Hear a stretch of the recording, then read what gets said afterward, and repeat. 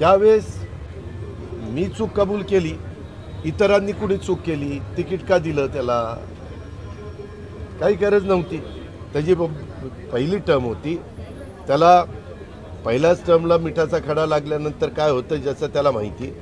आणि जरा शिकू दे ना, अनुभव घेऊ दे ना.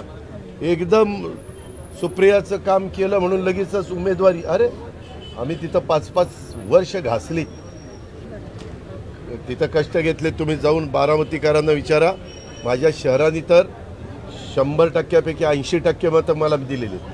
20% तर जातात ना, तेवढेच लोक विरोधी असावेच लागतात. नाही तर सगळेच असले तर मग आमच्याही डोक्यात सत्तेची नशा चढते, हवा चढते.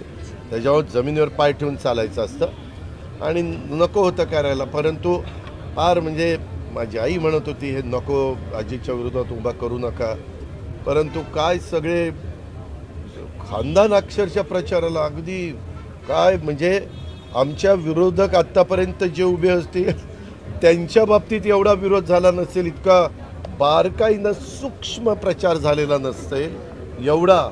रॅलीमध्ये काय आमच्या मुली फिरायच्या, ते काय आमच्या काकी काय फिरायच्या. मला इतकं वाईट वाटायचं.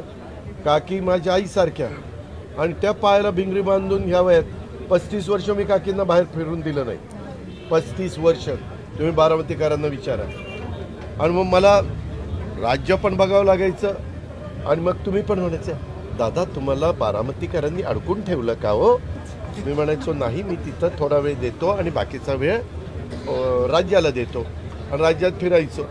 अशा पद्धतीनं झालं. पण तो वाईट वाटतं. आणि त्यांना सांगत होतं, अरे हे बरोबर नाही. काय एकेकाची भाषणं, आपण कुठल्या स्तराला जातो, काय भाषणं करतो, कशा पद्धतीनं बोलतो आपण, का म्हणजे पहिल्यापासूनही राजकारणात असते तर गोष्ट वेगळी. पण जाऊ दे.